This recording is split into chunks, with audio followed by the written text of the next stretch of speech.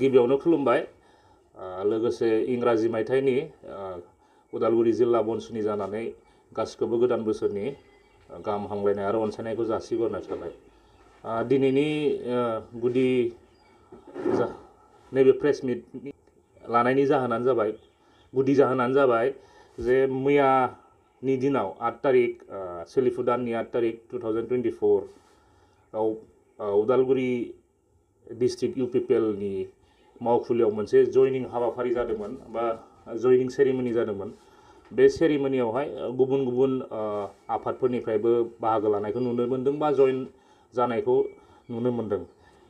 बाट साननो गोनां बाथ्राया बेसो जे बेयाव जोंनि बनसुनिबो सोद्रोमा हाबदों होननानै खौरां बिजोंनि गेजेरजों फोरमायदों बा नुनो मोनदों। जों बेखौसो बुंनो लुगैदों दि उदालगुरि डिस्ट्रिक्ट UPPLआ मा खोथाखौ लानानै मा बाथ्राखौ लानानै मा जुक्तिखौ लानानै बुंनो हाखो जे बेयाव उदालगुरि जिल्ला बा गुबुन जिल्लानि बनसुनि सोद्रोमाया बेयाव बाहागो लादों बा जयन जादों। जों उदालगुरि डिस्ट्रिक्ट UPPLखौ जाय दैदेनगिरिफोरा दैदेनदों जों बिसोरखौ गाज्रि बुंनो थाङा।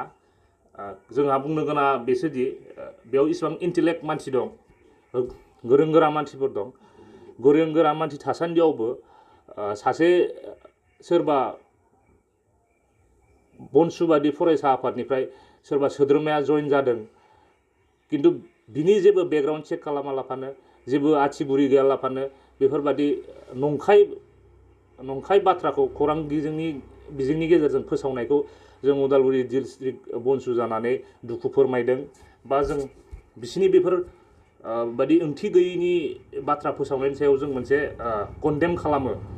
जों उदालगुरि डिस्ट्रिक्ट UPPLखौ कन्डेम खालामदों जे मानो होनबा जों सोंबाय, जों खबरबो लाबाय, जोंनि इन्टारनेल सर्सनिफ्राय जों खबर लाबाय जे जोंनि सेन्ट्रेल कमिटिनिफ्रायबो जिकुनु सेन्ट्रेल कमिटिनिफ्रायबो रावबो सोद्रोमा हाबाखै, रावबो जयन जायाखै, डिस्ट्रिक्ट कमिटिनिफ्रायबो रावबो जयन जायाखै आरो आन्चलिक कमिटिनिफ्रायबो रावबो जयन जायाखै। एबा मारै बुंनो हाखो जे इसिबां रोखायै खौरां बिजोंनि गेजेरजों मारै बुंनो हाखो जे बेयाव जोंनि बनसुनि सोद्रोमा हाबदों होननानै? बिनि सिंनि जाहोना मा? UPPL राजखान्थि हान्जाया बनसुखौ फोजोबस्रांनायनि थांखि लादों नामा? जोंनि बनसु आफादखौ रायजो राजानि सिगाङाव मोनसे गोसोम दाग होनो नागिरदों। बिनि सायाव जों मोनसे गुरै खावलायबावनो सानदों जे उदालगुरि डिस्ट्रिक्ट UPPLआ इयुनफोराव आरो बेफोरबादि जयनिं हाबाफारियाव जोंनि मानसि हाबालाफानो जोंनि मानसि जयन जायालाफानो किन्तु जयन जादों होननाय बाथ्रा बेबायदि जुदि खामानि मावबाय थायोबा जों बेखौ एसे लिगेल राहा लानो गोनां जानो हागौ। आं उदालगुरि डिस्ट्रिक्ट बनसुनिफ्राय आं बयबो रायजो राजाखौ खुलुमहरग्रोयो।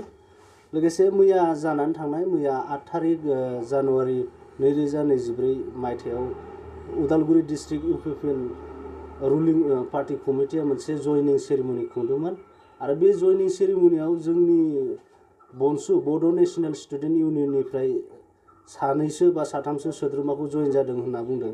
नाथाय बे जयन जानाया जोङो नागिरजोब्बाय, बेयाव जोंनि बनसुनिफ्राय रावबो जयन जायाखै आरो बिथांमोना मिसआन्डारस्टेन्डिं जादों। बेबायदि माने एलिगेसन खालामनायखौ जों मोजां मोनाखै। बिथांमोना मोनसे रुलिं पार्टी हिसाबै बिथांमोना गावसोरनि पार्टीखौ मोजाङै दैदेनलांनांगौ। अबा माने फरायसा हान्जाखौ सरजाबनाया जों मोजां जायाखै, माने समाजाव मोनसे गुबुंले लाबोदों आरो बिदि लाबोनायनिफ्राय बिथांमोना गोजानाव थानांगौ जों बेखौ हास्थायो।